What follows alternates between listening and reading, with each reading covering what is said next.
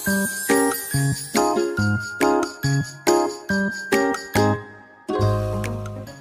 hello students, welcome to our channel of NITS Hub. I am Abhishek Bhaiya, your mathematics mentor. आज हम लोग जो है AP का सेकेंड पार्ट करने वाले हैं. फर्स्ट पार्ट में हम लोगों ने देखा है एपी का इंट्रोडक्शन को और general term of an AP. आज हम लोग जो है एक्सरसाइज एनसीईआरटी का 5.1 को कवर करेंगे और 5.2 को भी कवर करने की कोशिश करेंगे. तो वीडियो को एंड तक जरूर देखिएगा और वीडियो को जरूर लाइक कर दीजिएगा. और हम लोग जो है पहला क्वेश्चन से स्टार्ट करते हैं. सो फर्स्ट नंबर क्वेश्चन का question number 1. The taxi fare after each kilometer when fare for the first is 15. First kilometre के लिए हम लोग को दिया गया है रीस 15 और ईच एडिशनल के लिए हम लोग को दिया गया है 8. रीस 8 फॉर ईच एडिशनल.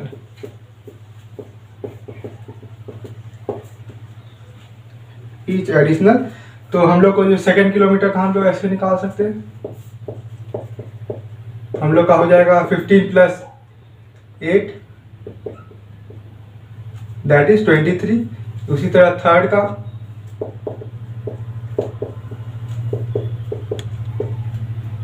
31. इसी तरह हम लोग का जो है फोर्थ का हो सकता है 39.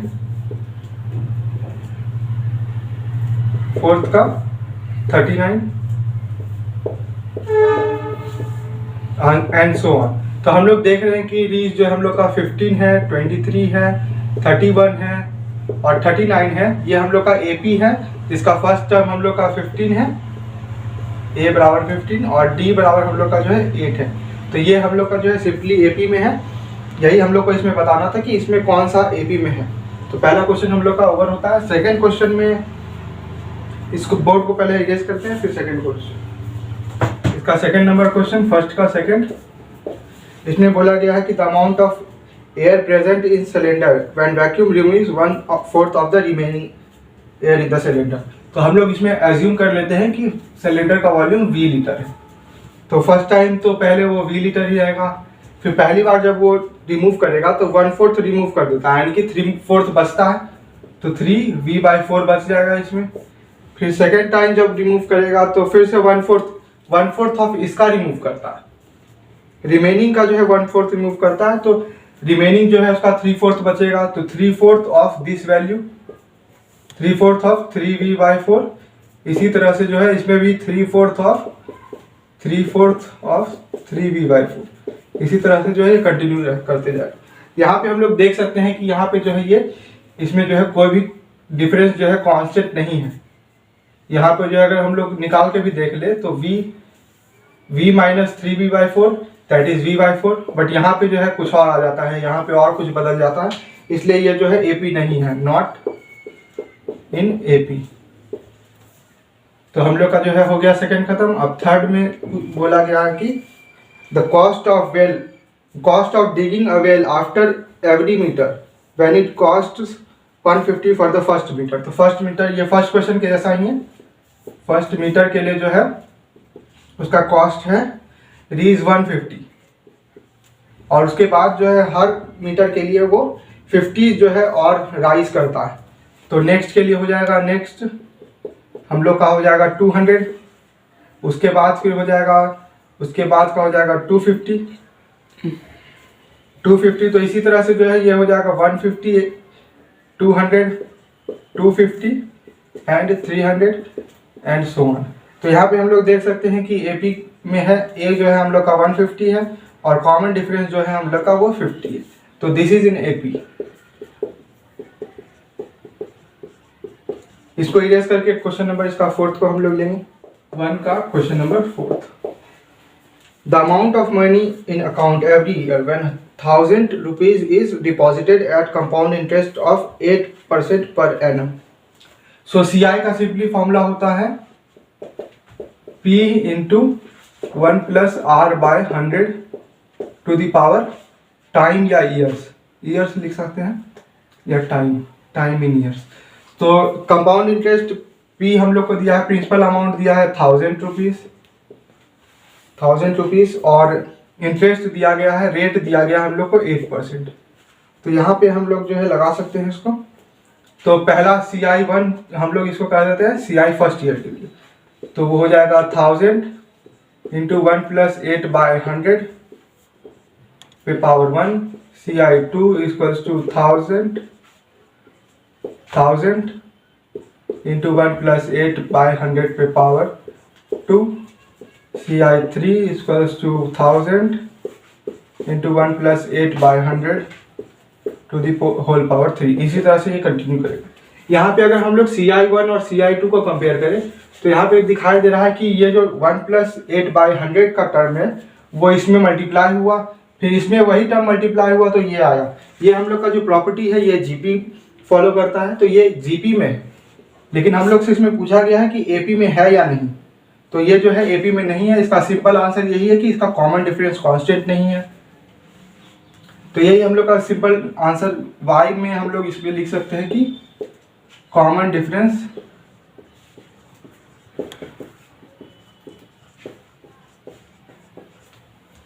Between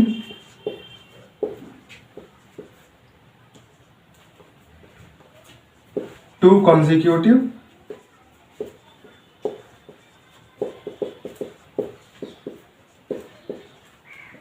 terms are not constant। तो यहीं पे हम लोग का जो है फर्स्ट क्वेश्चन एंड होता है और सेकंड क्वेश्चन हम लोग जो है वो डिरेस करके क्वेश्चन नंबर 2 में हम लोग को दिया गया है कि right first 4 terms of AP। First term और कॉमन डिफरेंस जो है हम लोग को दिया गया है। तो 2 का मैं एक ही क्वेश्चन सॉल्व करूंगा, बाकी के आप लोग खुद से सॉल्व कर लीजिएगा। ये हम लोग का जो है पहला में दिया गया है 10 एंड D जो हम लोग का कॉमन डिफरेंस होता है वो दिया गया है 10। ए हम लोग को 10 दिया है, D भी 10 दिया गया है। तो फर्स्ट टर्म तो हम लोग का 10 हो जाएगा और इसमें अगर हम लोग कॉमन डिफरेंस ऐड कर दे तो ये 20, सेकेंड टर्म 30, देन 40, इसी तरह से सो ऑन।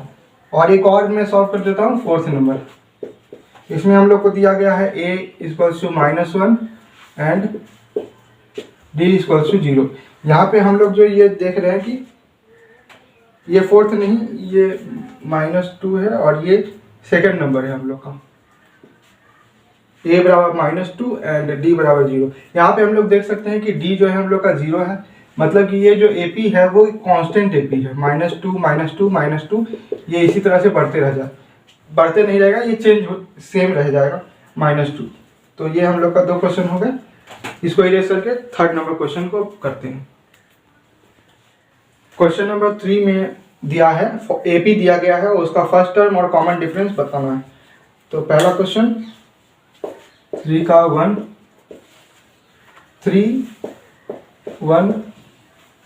-1 -3। तो यहाँ पे हम लोग को A दिखाई दे रहा है वो 3 है, कॉमन डिफरेंस हम लोग का 1 - 3 दैट इज -2। सेकेंड, इसमें मैं एक और क्वेश्चन सॉल्व कर देता हूँ 3 नंबर, जो कि है 1/3, 5/3, 9/3 एंड 13/3। यहाँ पे A हम लोग का हो जाएगा 1/3 and D equals to 5/3 minus 1/3, 4/3। यही हम लोग का आंसर हो जाएगा। इसके बाद हम लोग फोर्थ नंबर सॉल्व। इन क्वेश्चन नंबर 4 जो है हम लोग को पूछा गया है, क्वेश्चंस में जो है दिया गया है कि 15 ऑप्शन दिए गए हैं। इसमें पूछा गया है कि कौन सा AP में है और अगर वो AP में है तो उसका कॉमन डिफरेंस और आगे का 3 टर्म बताना है। तो पहला क्वेश्चन को ही सॉल्व करते हैं। 4 का 1 में हम लोग को दिया है 2, 4, 8, 16। 2, 4, 8, 16। यहाँ पे हम लोग जो है अगर चेक करेंगे तो कॉमन डिफरेंस यहाँ पे 2 आता है, यहाँ पे जो है ये 4 हो जाता है, यहाँ पे ये 8 हो जाता है। तो ये जो है AP में नहीं है हम लोग का। तो इसमें जब ये AP में नहीं है तो इसका हम लोग को नेक्स्ट 3 टर्म्स नहीं लिखना है। दूसरा सॉल्व करते हैं 5 नंबर। 3 प्लस √2, 3 प्लस 2√2, 3 प्लस 3√2, यही दिया है। यहाँ पे हम लोग देख सकते हैं कि इसका जो है कॉमन डिफरेंस है वो कांस्टेंट है, जो कि हम लोग का √2 है। यहाँ भी √2 आता है, यहाँ भी √2 आएगा। सो इसका हम लोग को जो है a जो है दिया गया है वो 3 है, कॉमन डिफरेंस हम लोग का √2 हो जाएगा। तो हम लोग को नेक्स्ट 3 टर्म बोला गया 1 2 3 4, तो टर्म 5 से टर्म 5 हम लोग निकाल देते हैं, a + 4d that is equals to 3 + 4√2। Term 6 हम लोग का हो जाएगा a + 5d that is equals to 3 + 5√2। और टर्म 7 हो जाएगा हम लोग का a + 6d that is equals to 3 + 6√2। तो हम लोग को 3 नेक्स्ट टर्म्स पूछा गया था, तो 3 नेक्स्ट टर्म चाहिए होंगे, 3 + 4√2, 3 + 5√2 एंड 3 + 6√2। तो नेक्स्ट क्वेश्चन की ओर बढ़ते हैं। नेक्स्ट क्वेश्चन हम लोग का जो होगा फोर्थ का ही 10 नंबर होगा। इसमें दिया गया है a 2a 3a 4a, a 2a 3a 4a। तो यहाँ पे अगर हम लोग चेक करें इसको, तो कॉमन डिफरेंस हम लोग का यहाँ पे a आता है, यहाँ पे भी a, यहाँ पे भी a। तो हम लोग का जो फर्स्ट टर्म है वो a ही है। फर्स्ट टर्म इसको लिखें ज़्यादा अच्छा रहेगा, फर्स्ट टर्म। और कॉमन डिफरेंस हम लोग का जो है a है। तो नेक्स्ट 3 टर्म्स हम लोग को लिखने बोला गया है, तो यहाँ पे हम लोग नेक्स्ट 3 टर्म्स लिख सकते हैं।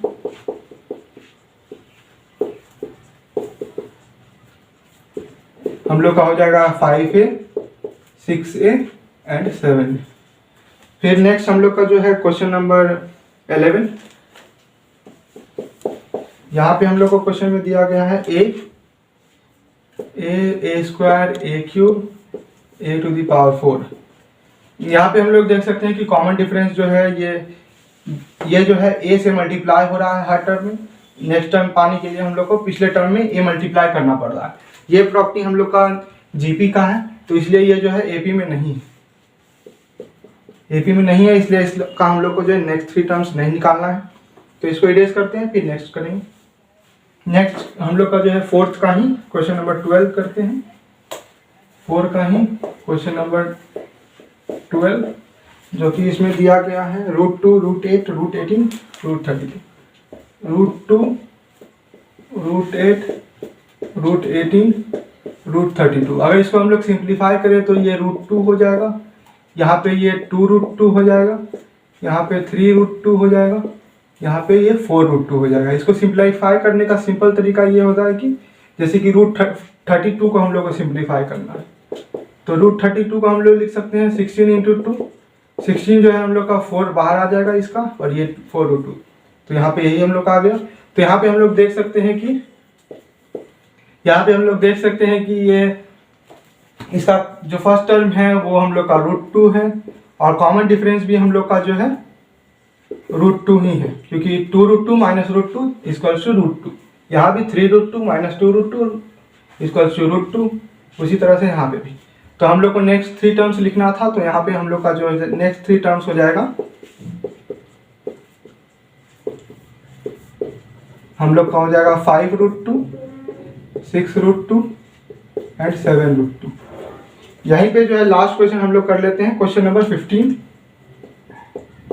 क्वेश्चन नंबर 15 में 1 square 5 square 7 square 1 square 5 square 7 square 73। यहाँ पे अगर आप सिंपली देखेंगे तो आपको ये लगेगा कि ये एपी में नहीं है, लेकिन अगर इसको आप वैल्यू निकाल करके देखें तो शायद ये एपी में आ सकता है। 25 49 73, यहाँ पे ये जो है एपी में है। 24 कॉमन डिफरेंस, यहाँ पे भी 24, यहाँ पे भी 24, तो ये ए हम लोग का जो है 1 हो जाएगा, और डी जो हो जाएगा 24। अगर इसका नेक्स्ट 3 टर्म से लिखे तो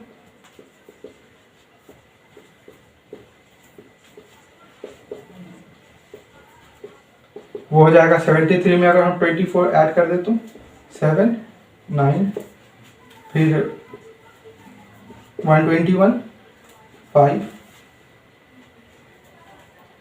145, यही हम लोग का जो है आंसर हो जाएगा। तो ये एक्सरसाइज खत्म हो गया है। हम लोग जो है अब एक्सरसाइज 5.2 शुरू करेंगे। सो स्टूडेंट्स, हम लोगों ने अभी एक्सरसाइज 5.1 को कंप्लीट कर लिया है।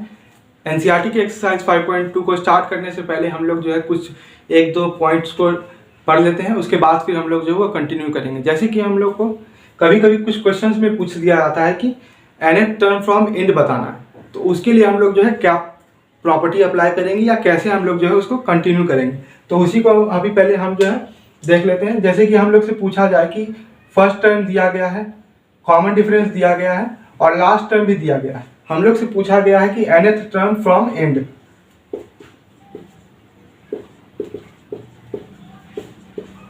nth टर्म फ्रॉम एंड जो हम लोग का वो हो जाएगा टी एन जो हो जाएगा हम लोग का a plus l into l minus हम लोग का हो जाएगा ये l minus n minus one into d, ये हो जाएगा। और इसका एक और मेथड है, वो मेथड को बोर्ड को इरेज करके अच्छे से समझाता हूँ। सो nth टर्म फ्रॉम एंड निकालने का हम लोग जो है फॉर्मूला है वो देखने से पहले एक एग्जांपल से समझते हैं। इलस्ट्रेशन 1 2 3 4 5 हम लोग का एक एपी है। इसमें अगर हम लोग देखें कि अगर हम लोग से पूछा जाए कि सेकेंड टर्म फ्रॉम एंड, तो सेकेंड टर्म फ्रॉम एंड जो हम लोग का वो 5 है और वही जो 5 है हम लोग का वो फर्स्ट आगे से जो है कितने टर्म है 1 2 3 4 5, यानी कि आगे से हम लोग का जो है वो है फिफ्थ टर्म है। Second term from and, second from and हम लोग का वो हो जाता है फिफ्थ फ्रॉम बिगिनिंग।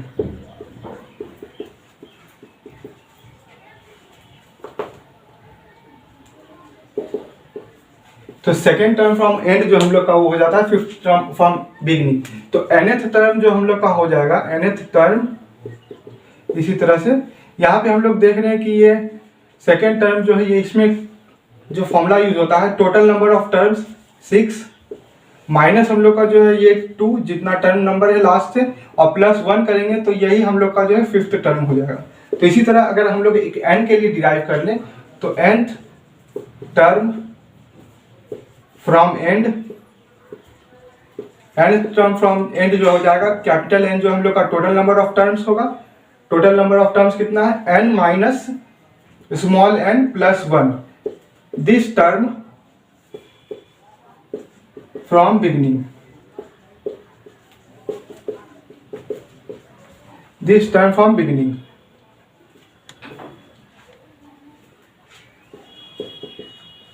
तो अगर हम लोग सिंपली अगर देखें तो फिर जो nth टर्म फ्रॉम एंड का जो फॉर्मूला होता है टी एन फ्रॉम एंड, वो हम लोग का हो जाएगा a plus capital N minus small n plus 1 into d. ये इतना टर्म है, इसमें तो एक माइनस हो जाएगा माइनस 1 इंटू डी, तो हम लोग का आंसर हो जाएगा a plus capital N minus small n into D, जहाँ पे ये हम लोग का जो है a हम लोग का फर्स्ट टर्म है, कैपिटल N जो हम लोग का टोटल नंबर ऑफ टर्म्स है, टोटल टर्म्स, और ये जो है हम लोग कौन सा टर्म निकाल रहे हैं एंडिंग से, तो ये हम लोग का जो है तीसरा प्रॉपर्टी है। तो हम लोगों ने अभी तक 3 प्रॉपर्टी पढ़ा। पहला प्रॉपर्टी था कि first nth term from beginning, जिसको हम लोग जनरल टर्म भी बोलते हैं।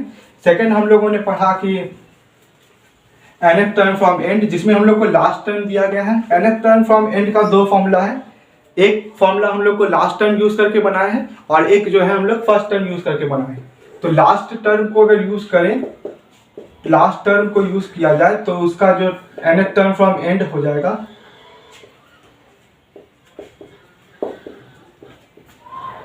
nth टर्म फ्रॉम एंड हो जाएगा हम लोग का हो जाएगा l minus n minus 1 into D.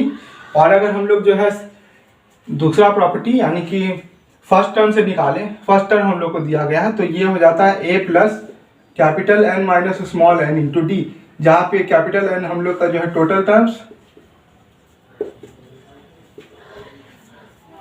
और n जो है हम लोग का कौन सा टर्म निकाल रहे हैं, तो यही दोनों प्रॉपर्टी है।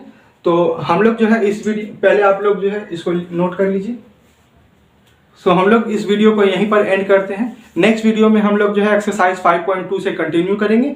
आप लोग जो है एक्सरसाइज 5.2 को एक बार ट्राई करके जरूर देखिएगा, क्योंकि उसके जो फॉर्मूले हैं और जितने भी अंडरस्टैंडिंग था वो सब में हम लोगों ने पिछले क्लास में भी और इस क्लास में भी कवर किया है।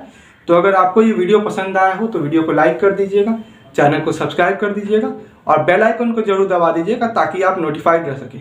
तो मिलते हैं अगले वीडियो में, तब तक के लिए गुड बाय।